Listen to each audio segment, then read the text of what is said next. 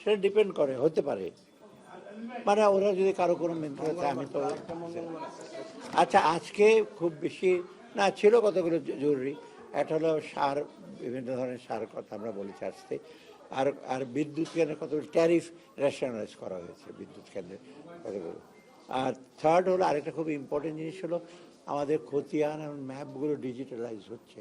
ওরা জানে এখন তো 20 টাকা দিলে একটা সার্ভিস পায়, পর্চাটা বোধহয় 500 টাকা দিলে, সেটাকে একটা এক্সটেনশন করছি আমরা ডিজিটালাইজের জন্য। আর একটা ভেরি ইম্পর্ট্যান্ট একটা জিনিস হচ্ছে আমরা, এই যে আপনারা জানেন যে অর্থ পাচারের ব্যাপারে এস আলম বোধহয় একজন কেস করেছে লন্ডনে এবং চ্যালেঞ্জ করেছে ইক্সিডের ওয়ার্ল্ড ব্যাংকের একটা আরবিট্রেশন হিসেবে। ওটাতে লিগাল ফাইট করে জন্য আমরা একজন লিগাল লয়ারকে আমরা এঙ্গেজ করবো, কারণ এটা বহু টাকার ব্যাপার। এটা ওরা আবার ওয়ার্ল্ড ব্যাংকের মতো অর্গানাইজেশন কমপ্লেন করেছে, সেই জন্য এটা হলো আমাদের শেষ আজকে। এঙ্গেজের নামটা মনে না, একটা ব্রিটিশ বাংলাদেশের না, কারণ ওরা তো হ্যাঁ না বিদ্যুতের আপনার আশুগঞ্জের এইগুলো তো এখন সময় আসছে ট্যারিফ রিস্ট্রাকচার করার জন্য। ওরা চলবে আশুগঞ্জটা ওয়ান অফ দ্য এফিশিয়েন্ট, ওই যে কতগুলো রেট ঠিক করে।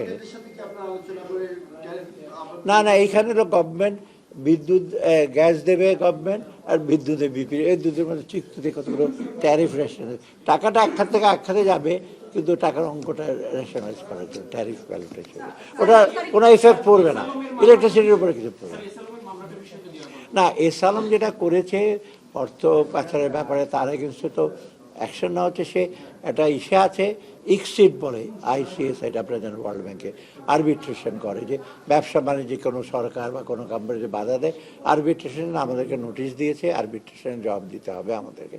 এবং এটা খুব কমপ্লিকেটেড, সহজ তো না এগুলো, সেটা আমরা ওই একজন লিগাল ফার্ম।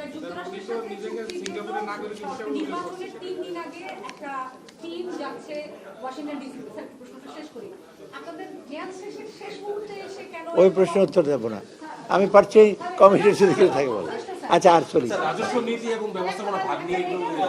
না রাজস্ব দিয়ে ভাগ নিয়ে আমি বলি সমস্ত প্রসিডিওর হয়ে গেছে, কিন্তু ওই rules of business, man power planning এগুলো একটু বাকি আছে, সেটা হয়তো কয়েকদিনের মধ্যে আমরা করে ফেলতে পারবো, কিন্তু আইনের কোনো ইসে নাই, বাকি নাই। শুধু এই যে হ্যাঁ এই সরকার আমার তো এখন খালি অর্গানোগ্রাম, সেটা তো আর চিফ অ্যাডভাইজারের কাছে যেতে হবে না, সেটা মোপা ফাইন্যান্স মিনিস্টার বসে ঠিক করবে এই রুলস।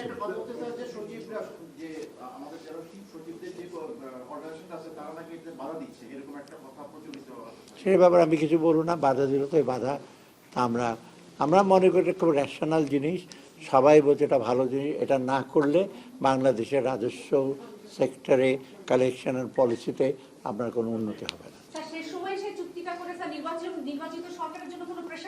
কোন চুক্তিটা? সেটার ব্যাপারে আমি জানি না, আমি লয়ারের কথা বললাম, আমি তো লয়ার নিয়োগ দিতে বলছি,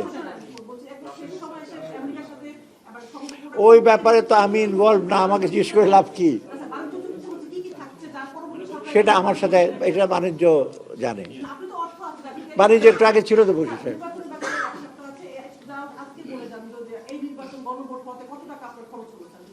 এটা এক্স্যাক্টলি আমি জানি না, খুব বেশি না, মোটামুটি আমাদের প্রিন্সিপালটা ছিল যে যাতে নির্বাচনটা সুষ্ঠু হয়, নির্বিঘ্নে হয়, যেমন সিসি ক্যামেরা লাগবে, এই লাগবে, এগুলোর ব্যাপারে আমরা কোনো কার্পণ্য করি নাই, এবং যেটা টাকাটা আমরা দিয়ে দিচ্ছি। রিসেন্টলি আবার এডিশনাল কিছু টাকা চেয়েছে বোধহয়, সেটা আমি তো দিয়ে দেবো, কারণ এটা জেনে রিসেন্টলি কত এত খুঁটিনাটি প্রশ্নকে আমি দেখতে পারি নাই। না হাবটের সাথে ইলেকশন কমিশনের কোনো না ওটা ইলেকশন, আমরা টাকাটা দিচ্ছি ইলেকশন কমিশনকে, ইলেকশন কমিশন খরচ হয়েছে ল এনফোর্সিং, তারপর রিটার্নিং অফিসার, এসিস্ট্যান্ট রিটার্নিং, এইগুলো যথেষ্ট কঠিন হিসাব টিসাব রক্ষা করতে। হাইবোর্ডের জন্য কে কোথায় ঘোরাঘুরি করলো কি বললো, ওটার জন্য আমরা টাকা, সংস্কৃতি মন্ত্রণালয়ে যে অর্থ দেওয়া হয়েছে সেটা ওদের সংস্কার আমাদের জিনিস, সেটা তাদের জিনিস।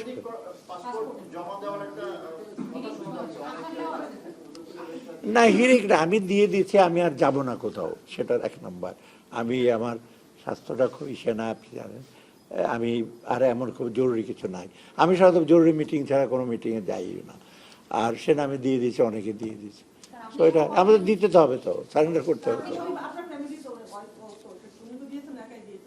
আরে আমার ওয়াইফ শুদ্ধ, আমি কি একা একা কাজ করি নাকি? হ্যাঁ, আমি ঠিক জানি না, আমি দিয়ে দিয়েছি আমার ওয়াইফেরটা তো ও তো কমই ট্রাভেল করে, যে আমরা আরও কয়েকজন ফজল কবির বোধে দিয়েছি, এটা নিয়ম হলে দিয়ে দাও। এর আগে গভর্নর ছিলাম, ওটা জমা দিয়ে দিয়েছে। আমাদের আর আমাদের নতুন করে পাসপোর্ট করতে হবে, আপনাদের মতো ওই অর্ডিনারি পাসপোর্ট নিয়ে এখন আমার ঘোরাঘুরি করতে হবে। পররাষ্ট্র উপদেষ্টা মহোদয় বলেছেন যাতে অর্ডিনারি পাসপোর্টে ভিসা নেওয়ার সুবিধার্থে আপনারা এগুলো জমা দিয়েছেন। এখন স্যার অর্ডিনারি পাসপোর্টে ভিসা নেওয়ার কি কোনো না না, আপনার ভিসা নিতে হলে আপনার এমনি এমনি ইন্ডিপেন্ডেন্টে ইস্যু করতে হবে। আগে লাল পাসপোর্টে ঘোরাঘুরি করেছে না, আবার ভিসা দেন, এটা হবে না। স্যার সম্মিলিত ব্যাংকগুলোকে নিয়ে স্যার বিশৃঙ্খলা তৈরি হচ্ছে স্যার। মানে আমার ভিসা নিয়ে কোনোদিন প্রবলেম হয় না, আমি তো একদিন সবুজ পাসপোর্টে চেয়ে দেখেছি।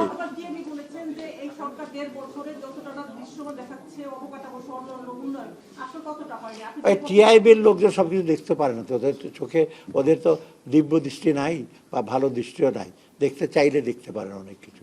এত কিছু আমরা সিম্পলিফাই, শুধু আপনি রিফর্মের আইন টাইন তো দেখবে না, কতগুলো প্রসিডিওর সিম্পলিফাই করেছে আপনারা জানেন।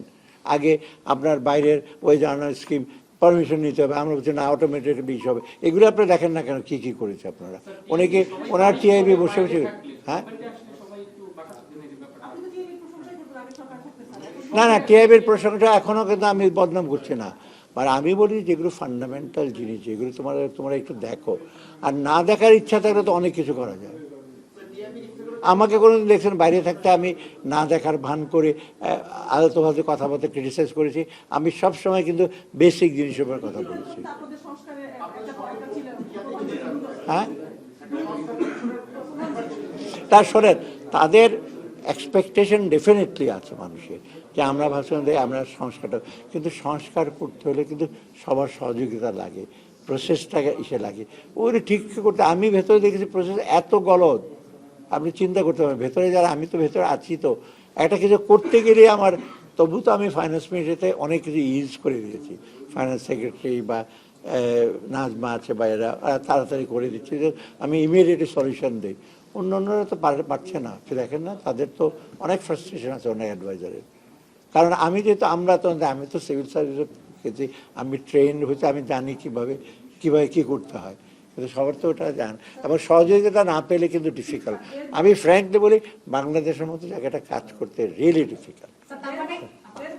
মানে এখানে প্রসেসগুলো এত কমপ্লিকেটেড, এত বেশি ইন্টারভিন উইথ প্রবলেম, এটাতে জট ছাড়ানো ঠিক আছে।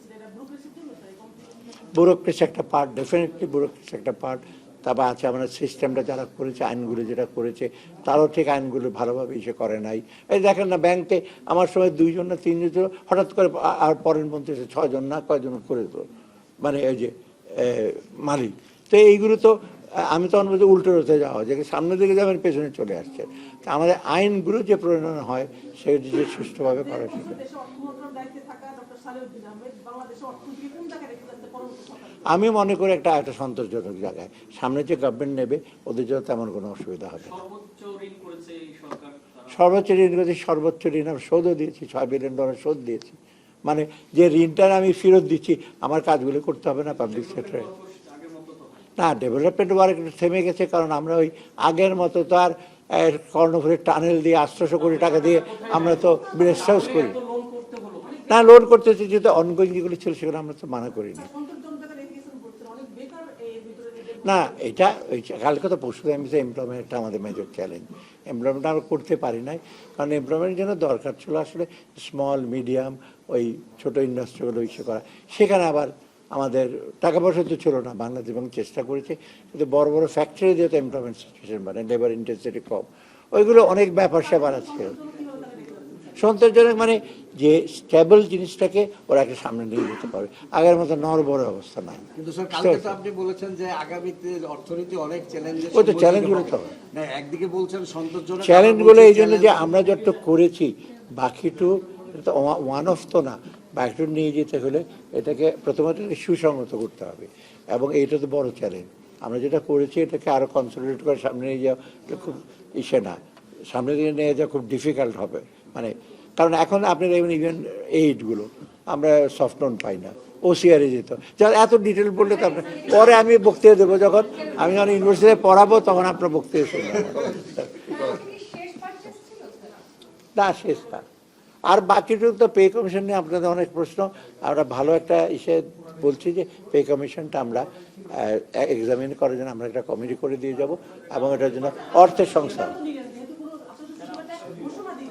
না না, সিদ্ধান্ত কি সিদ্ধান্ত না, সুপারিশ শোনেন, না না, এগুলো ওরা জানে না তো। পে কমিশন, যে কোনো একটা পে কমিশন করতে আপনার 1 থেকে 1.5 বছর সময় লাগে।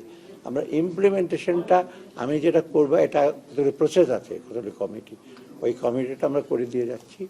করতে করতে তারা পর্যালোচনা করবে, এই জন্য বাজেটের যে ফেজ ওয়াইজ করবে সেটাও সংস্থান করে যাচ্ছি। দিয়ে যাব টাকা পয়সা, তারপর বলে যাব এটা রিকমেন্ডেশন, প্রিকশন রিপোর্টটা অত্যন্ত ভালো রিপোর্ট হয়েছে, এবং আরবি দিয়ে যেটা করেছে ওটা অত্যন্ত ভালো রিপোর্ট হয়েছে। এটা আশা করি এটা সফলতা পাবে। গ্যাজেট করা সোজা নাকি? গ্যাজেট করার কথা ইমপ্লিমেন্টেশন বলতে হবে কোনটা কত দেবো। মোট কথা বলেন যে এটা এটা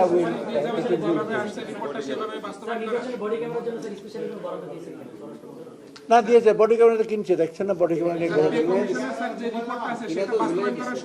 না না, বডি ক্যামেরাটা আমরা হোম মিনিস্টার বলে দিয়েছি, আপনাদের দায়িত্ব, কারণ ইলেকশন কমিশন কিনবে না। আর এমনি প্রত্যেকটা জায়গায় কি জানি বলে সিসি ক্যামেরা, এগুলো তো টাকা দিয়ে দিচ্ছি সবই কাজ।